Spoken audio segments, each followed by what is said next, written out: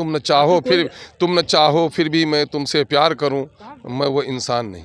न गुल अपना, न खार अपना, न दुश्मन बागबां अपना, हाय किस चमन में बनाया मैंने आशियाँ अपना। अरे मेरी ज़रूरत किसी को है ही नहीं, मेरी ज़रूरत किसी को नहीं है। मैं सबका दुश्मन हूँ, सच बोलता हूँ और सारे लोगों के दिल में आखड़ता हूँ। मामला ये है कि चाहे सत्ता पक्ष के लोग हों, जो लोग अभी समर्थन अपना प्राप्त करने के लिए नीतीश बाबू प्रयास कर रहे हैं, या दूसरे जो खेला करना चाह रहे हैं, ये सब लोगों को मैं खटकता हूँ। मैं चूँकि बिहार के दलितों के, पिछड़ों के, शोषितों के, वंचितों के और अल्पसंख्यकों के हित की बात करता हूँ, तो ये बात सब लोगों को नापसंद है। इसलिए मुझसे कोई बात नहीं इन लोगों की। ये लोग सरकार बनाने का खेल खेल रहे हैं। किधर जाएंगे सब लोग?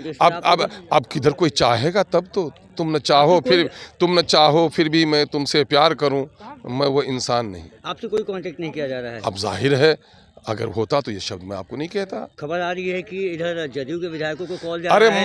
मैं अब तक जो देख रहा हूँ, बिहार में पार्टी के खेला से मीडिया का खेला है। और कुछ नहीं है, और कुछ नहीं है। एक सवाल है यूसीसी को लेकर। उत्तराखंड में यूसीसी को है वो लागू कर दिया गया है। अब वैसे में भाजपा चाहेगी कि पूरे देश में ऐसा लागू हो, उसका एजेंडा भी ये था, तो क्या कहेंगे आप इस पर, क्या देखते हैं ऐसे?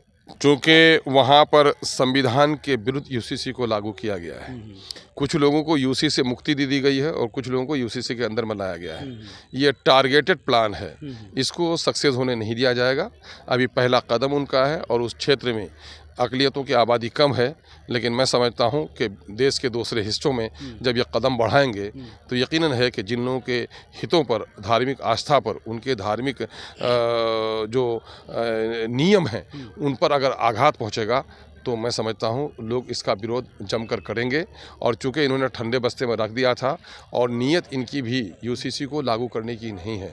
ये जाकर यूसीसी लागू कर देना साउथ में, जहां कुछ जाति के लोग अपनी भांजी से भी शादी कर लेते हैं, कई शादियां कर लेते हैं, वो जाकर लागू करें ना। ये सिर्फ कर रहे हैं आने वाले 2024 के पार्लियामेंट्री इलेक्शन के लिए एंटी माइनॉरिटी सबूत के तौर पर। अभी की बात कर बिल्कुल वो इसी तरह कर रहे हैं कि माइनॉरिटी के लोगों को दुख पहुँचाओ ताकि हम पोलराइज कर सकें। इस तरह के एक्शंस अभी और कुछ करेंगे। ये बिहार में भी असर पड़ेगा, ये अभी फ्लोर टेस्ट में इसका? बिहार में फ्लोर टेस्ट में जो हैं, क्या वो इस पे कुछ एक्शन मुस्लिम विधायकों से जरा पूछ लीजिए कि मुस्लिमों के हित में कहाँ जबान खुलती है।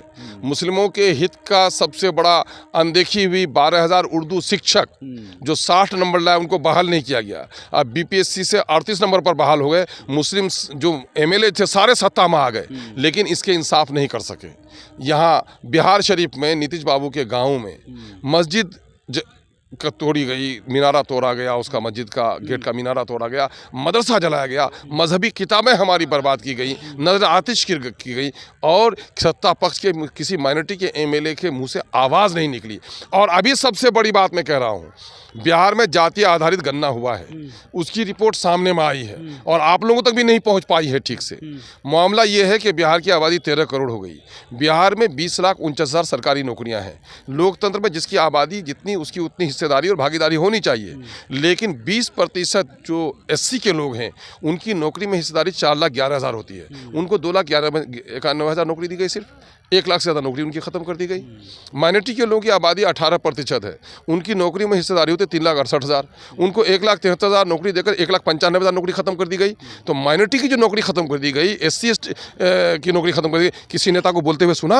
ये नहीं बोलेंगे, आप भूल जाइए। ये भले ही धार्मिक तौर पर मुसलमान हो, लेकिन ये पार्टियों के लीडर हैं। माइनॉरिटी के हितों की बात करने से न जाने हमारे भाई लोग क्यों परहेज करते हैं। एक और चीज़ हुई है, सब मदरसा को तोड़ा गया, वहाँ पे अवैध जमीन पर बना के वहाँ पे एक दंगा सा माहौल हो गया है। अरे हर कुछ करेंगे ये लोग, दाढ़ी, टोपी, गाय, कब्रिस्तान, हिंदुस्तान, अगर ये शब्द बीजेपी के डिक्शनरी से निकाल दिया जाए तो पानी के बगैर मछली जिस तरह तड़प कर मरती है, बीजेपी का भी स्वाहा हो जाएगा।